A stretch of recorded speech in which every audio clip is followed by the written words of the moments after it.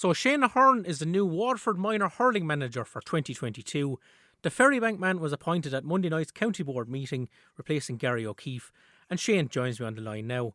Shane, first of all, can you explain how this all came about?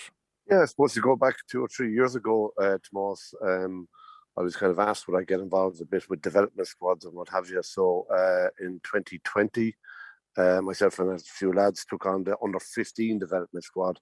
And then 2020 turned out to be a year that nothing really happened. So it was kind of a parked year.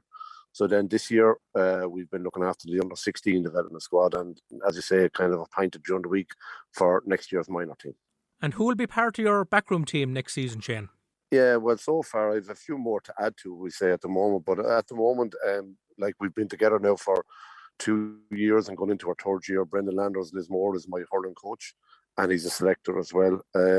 Flannan Cleary from Kill is a PE teacher from Tremora, originally an Offaly man. He's a selector with me. Brian Mackey from Ballygunner, originally Kilkenny man. He's a selector with me. And then I have Mark McConnell doing the strength and conditioning, and he's helped by Evan Curran, who Evan actually still playing for Mount Sion. Then we have Trish Welsh from Colligan is going to be the secretary to the team. Owen O'Neill, Ferrybank, is doing the first aid. And then I have a fella by the name of Anthony Glavin doing slitters and things like that, and hurleys, and really just looking for gear every time he turns up, that type of thing. Great stuff. All valuable members of your backroom team, I'm sure, Shane, for next season. And just looking back at this summer, Shane, like Waterford lost to Cork in the Munster final. The Rebels went on then to win the All-Ireland outright, but Waterford were very competitive in that game. Also had a big win over Tipperary first day out. How many of that team now will you get to work with next year? Yeah, well, just going back to that, I think Waterford did put in a great effort this year in the minor, like under Gary O'Keefe and his team. They had a tough year as regards because of COVID and kind of trying to do Zoom training and things like that. And to see the day that they came out against Tipperary, they played a fantastic game and kind of won well against Tipperary. Tipperary just got a few late goals to put a respectable look on the score. In the Munster final, I thought we were very unlucky. They got off to a very bad start. Cork, a much vaunted Cork team that everyone was waiting for and talking about, got 1-2 after 2 or 3 minutes, and kind of that was nearly the difference for a while. They ran out by I think 10 or 11 points in the end, but like Waterford never gave up and really kind of went at him from the word go, and they played a great effort. It was a great effort by Waterford. So yeah, like 2021 was a good year for Gary, and they did very well, and it was just a pity they come up against an exceptional Cork team, but I would think that Waterford were probably the second best team in minor hurling this year, I would have to say. You asked me how many have we involved. There would have been 5 on the team and 3 subs, so 8 altogether would have been involved in 2021. That will be hopefully there for 2022. And we must be excited to work with the likes of, Jack Toomey and Peter Cummins, 2 inside forwards who really played starring roles for Waterford this summer, Shane. Yeah, those 2 lads did play very well for Waterford this year, and it's great to see it. There was another 6 lads with those as well that were kind of under 16 but stepped up to the minor grade. And you would hope that this year, when they're coming back into our group, that they would kind of lift the standards and drive people on. And, they were exposed to fantastic training and hurling this year. And you would hope that, when they come back in, that kind of they'd really drive it on from there. Sometimes it's a risky thing that, sometimes it doesn't work for players because they're under 1 year and play again the following year. It doesn't always follow on that they play that much better the following year. You just hope that they have to keep their standards up and that they will add to our group. And do you think we'll see a return of the Round Robin Championship for 2022, Shane? I think the jury's still out on that. I think there's been no decision on it, but I definitely hope so. I think, everybody saw the Round Robin was fantastic. Like, you get to play 4 matches. Like, Waterford in minor this year was in a knockout championship, and that's always tough.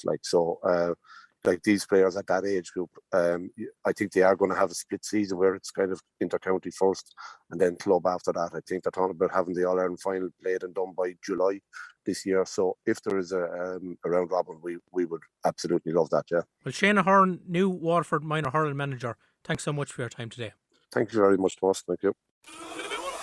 We are blue and white. We are WLR. So Stephen Gough has decided not to put his name forward for the position of Waterford Under-20 hurling manager for 2022. The Roanmore man held the role for the past 3 seasons, and Stephen joins me on the line now. First of all, Stephen, why have you decided to step away from the Waterford under-20s? Well, I suppose initially when we had a look at this back in 2018, Tomas, it was kind of, we were originally looking for the 2 years to kind of give it a go. You know, I haven't been involved in the minor in 2016. It was something that I kind of took out of that as a learning that, you know, it's very difficult to do 1 year. You know, you're learning constantly as you go, and kind of walked away 2016 thinking, if I had another go at that, or if I was there again, I'd do a lot of things differently. So we kind of initially said we'd look for the 2 years, and we did that. We got the 2 years in 2019 and 2020, and then I suppose the way it finished in 2020 with, you know, being a December championship, and kind of being so close and stuff, and having so many players again underage, just with discussions with everyone involved, we just decided we try and go again for a third year. But I suppose for myself, I think kind of 3 years in the role is plenty of time, and maybe it's time to step away now and hand over to someone else. You know, there's plenty of capable people in this county, so maybe it's time for someone else to have a turn and drive it on and see if they can improve things again. You know. How would you reflect on your 3 years in charge of the 20s, Stephen? Yeah, I would think very enjoyable time, but I suppose probably also very frustrating. To a point where if we look at, you know, with the pandemic and the restrictions that were in place, we never really probably had a full year to kind of put in place the plans that we wanted. You know, with the restrictions coming, we were starting and stopping, and you know, we were kind of hampered a little bit with that. But if you took the kind of the pandemic issues out of it, other than that, really fantastic 3 years. Got to work with some fantastic people, the backroom team, some fantastic players. You know, really good players that are going to go forward and placing a hurling for this county in the future, and hopefully bring home William McCarthy. You know, in that respect, that it really was a fabulous 3 years that we were there. You know, and you lost to Tipperary in heartbreaking circumstances, Stephen, after extra time in both 2020 and 2021 in Fairfield and Semple Stadium. Could you have won both of those games, do you think? We could, Tomas. Yeah, I think we could, and I suppose, you know, after 2019, you know, I suppose everyone was kind of well aware of the issues with the short running that we had, and we put a plan together over that winter that we would go and prepare ourselves right. And we spoke to the county board about actually going and putting a proper strength and condition program in place that would start very early in the year, to try and make sure that we're fully ready for when championship came. And in fairness to the county board, they were brilliant with us. You know, they backed us 100% on that. We were able to implement our strength and conditioning program with Mark McConnell, our coach, and like the work the lads put in. And Mark was fantastic. You know, we turned up in 2020 a team, you know, that we suppose we knew the strength and conditioning program would not just work in 1 year. It's probably going to be 2, 3, maybe a 4-year program to actually get to the level of the other counties. But in fairness to the guys, you know, within the first few months, they had made incredible gains, and we actually put ourselves in a very competitive position when we did play Tip in 2020, you know. And I suppose if you look at it, we had 10 days preparation for that match. You know, we were due to play in October, and mid-October everything was kind of shut down again, and we were back then early December with 10 days run into a game. And you know, we probably definitely could have won that game, should have won that game in normal time, and we just went extra time. We just ran out of legs. You know, I haven't followed the guidelines and that kind of stuff. It just 9 days, kind of 10 days prep was just wasn't enough to get us over the line on that day. And again in this year, you know, really lads progressed even more physically, and again, another game we could have won. But looking to the future for us, you know, there's players that have been there now in 2 years, full strength conditioning winters under their belts, you know, and within a full program. And even this year, gone, we had 56 players on the strength conditioning program for the winter, you know, and that included a high number of lads just the other minors that, you know, would have that work under the belt. So hopefully, you know, that can kick on and prepare those lads again for what's going to come in 2022, you know. Yeah, and like looking to the future, Stephen, like we've already seen Irla Daly and Michael Kiley make their mark at senior level under Liam Cahill. Do you think we'll see a few more of those players make that jump in the next couple of years?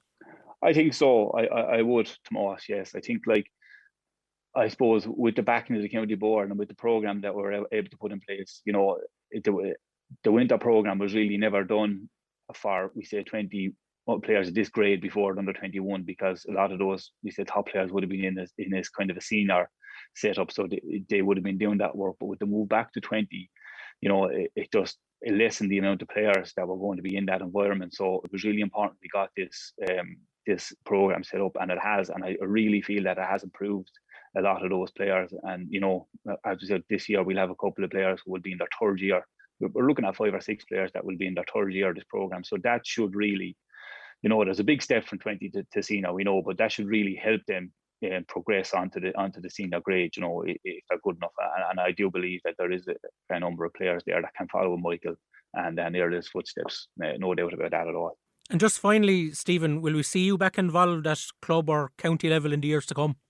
Oh, definitely, yeah. Sure, look, we're in a small club, so even throughout the last few years while I was with the county, I was always trying to do bits with the club, and I had no doubt about it. I'll be working with my club next year, and hopefully maybe in a couple of years' time, I would probably go back and maybe take a development squad again. That's where it all started. So that's where always the plan was, to go from a development squad and bring players through and put them in a proper footing that they could go and play Shane Ahearne for Waterford and win the Liam McCarthy. So yeah, I would imagine in a couple of years' time, I probably might find myself back working with development squads again. I really love my time there. Great stuff. Well, Stephen Gough, good to talk to you again today, and many thanks for all your help over the last 3 years. No bother, Tomas. Thank you. Enjoyed it.